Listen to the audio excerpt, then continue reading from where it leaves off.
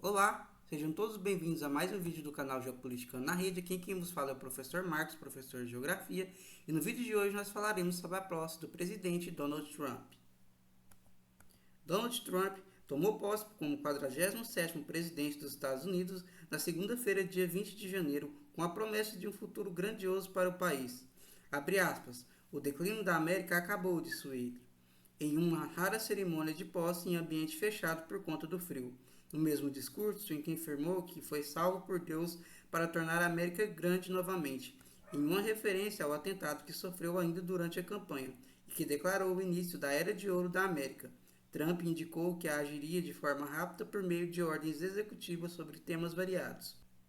Algumas delas foram assinadas em público no início da noite de segunda-feira, em um evento na capital Honor Arena, que substituiu a parada pelas ruas de Washington, D.C., originalmente prevista na posse.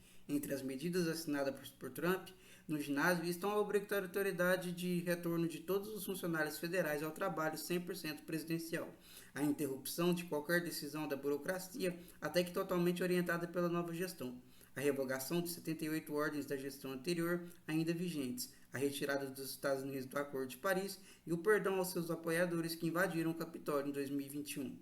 Após a assinatura, Trump lançou as canetas usadas ao público de cerca de 20 mil apoiadores que se concentravam no local. Mais cedo, pouco depois de fazer seu juramento, Trump falou por 29 minutos em seu primeiro discurso no segundo mandato. Ele prometeu interromper as entradas irregulares de imigrantes, taxar países e retomar o Canal do Panamá, e garantiu que os Estados Unidos serão grandes, excepcionais e invejados como nunca no mundo. A cerimônia de posse do presidente dos Estados Unidos geralmente é um evento feito ao ar livre, com o tradicional discurso para a multidão de apoiadores no National Mall. No entanto, com temperaturas abaixo de 5 graus na capital americana, Trump optou por uma cerimônia em ambiente fechado.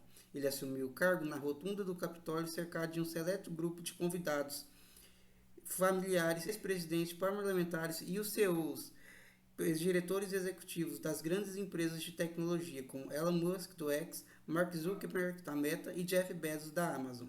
Estava presente também o presidente da Argentina, Javier Milei. O ex-presidente brasileiro Jair Bolsonaro, que pretendia participar, teve a viagem barrada pela justiça, e seus representantes, a mulher Michele e o filho Eduardo, viajaram aos Estados Unidos, mas ficaram de fora do evento. Já o presidente brasileiro Luiz Inácio Lula da Silva não foi convidado. Quem também estava na cerimônia de posse era o agora ex-presidente americano Joe Biden, que transferiu pessoalmente o poder a Trump, retomando uma tradição quebrada pelo próprio Trump em 2021, quando ele se recusou a participar da posse de Biden. Mais tarde, em conversa com jornalistas da Casa Branca, Trump foi questionado sobre como será sua relação com o Brasil e a América Latina. Ele respondeu, abre aspas, vai ser ótimo, eles precisam de nós, muito mais do que precisamos deles. Em 5 pontos, veja as primeiras medidas assinadas pelo presidente republicano e as prioridades do novo presidente dos Estados Unidos, que é o como já havia feito em seu primeiro mandato, o novo presidente começou o processo de retirada do país do Acordo de Paris, o nome dado ao compromisso assinado por quase 200 países para a redução de emissão de gases de efeito estufa com o objetivo de conter o aquecimento da temperatura do planeta. Trump nega a existência de uma crise climática como apontada pelos cientistas. Ele iniciou o mesmo processo em relação à Organização Mundial da Saúde. O republicano concedeu indulto a cerca de 1.500 simpatizantes seus condenados pelo ataque ao Capitólio em 6 de janeiro de 2021, quando tentaram impedir a juramentação do então presidente eleito Joe Biden. Os democratas consideraram o indulto um ultraje. No discurso de posse, Trump anunciou a declaração de emergência nacional na fronteira com o México e prometeu o envio das Forças Armadas à região para impedir qualquer entrada ilegal. Também colocou em prática novamente uma medida de seu primeiro mandato, o Remain in Mexico, algo como Fique no México, na qual imigrantes que pedem asilo precisam aguardar a aprovação do seu pedido em território mexicano. Trump também decretou o fim da política do Catch and Release, algo como capturar e libertar em português. Segundo essa prática, a maior parte das famílias com crianças menores de idade encontradas por agentes de imigração recebem uma notificação judicial para comparecer à corte e são liberadas em território americano.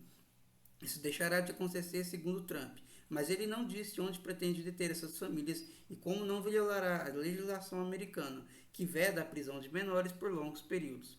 Trump também afirmou que os cartéis mexicanos passaram a ser considerados organizações terrotanã pelos Estados Unidos, como aquela responsável pelos ataques de 11 de setembro e aquela lá que surgiu no Iraque há mais ou menos 10 anos. Vocês sabem qual é, não podemos falar os nomes. O que aumenta o poderio de ações do país contra esses grupos. Abre aspas. Não tenho responsabilidade maior do que defender o nosso país de ameaças e invasões, e é exatamente isso que vou fazer, afirmou. Trump prometeu ser um pacificador e unificador no mundo que ele mesmo descreveu como imprevisível. Prometeu encerrar guerras e impedir a entrada dos Estados Unidos em conflitos desnecessários. E mencionou o recente acordo de cessar-fogo entre Israel e o grupo palestino Hamas como um exemplo de como atuar. No mesmo discurso, disse que os Estados Unidos voltarão ao ser o país mais respeitado do mundo. Para isso, afirmou que trocaria o nome do Golfo do México para Golfo da América e disse que pretende retomar o controle do Canal do Panamá, que foi construído pelos americanos, mas pertence aos panamenhos e é administrado por eles. O presidente McClellan tornou o nosso país muito rico através das tarifas e de elementos. Ele era um empresário nato e deu a Teddy Roosevelt o dinheiro para muitas grandes coisas que fez, incluindo o Canal do Panamá, que foi totalmente doado ao Panamá, disse. A China está operando o Canal do Panamá e nós não o demos à China, demos ao Panamá e vamos retomá-lo. Quem opera o canal é uma agência do governo do Panamá. Este, aliás, foi o único momento em que Trump fez uma crítica, ainda que indireta, à China, o principal antagonista dos americanos no mundo hoje. Não está claro como Trump pretende retomar o Canal do Panamá, mas antes da posse, ele havia dito que não descartaria usar o exército. O Panamá não tem forças armadas.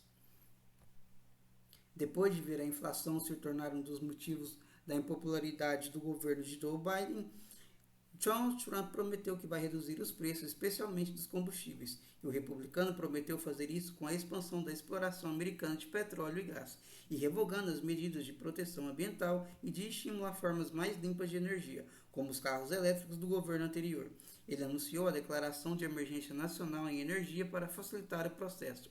Vamos perfurar, baby, vamos perfurar. A América será uma nação da indústria mais uma vez, afirmou. Trump prometeu que os americanos pagarão menos impostos e defendeu que os outros países é que deverão bancar a conta, com a criação de tarifas a produtos estrangeiros, sob comando do Departamento de Eficiência Governamental a cargo de Elon Musk. Ainda não está claro como isso funcionará, e no discurso ele não citou nenhum país especificamente. Trump também cumpriu algumas de suas promessas de campanha mais importantes na pauta de costumes. A partir de hoje será a política oficial do governo dos Estados Unidos que existem apenas dois gêneros, masculino e feminino. Trump prometeu que seu governo encerrará qualquer política de identidade de gênero ou de afirmação racial. Ele disse também que os Estados Unidos voltarão a apostar na meritocracia e farão a revolução do bom senso. Disse ainda que seu governo vai interromper qualquer política de censura ou que fira a liberdade de expressão, em uma referência, por exemplo, ao combate online e a discurso de ódio e notícias falsas. Trump tem recebido enorme apoio dos empresários de redes sociais contra as regulações.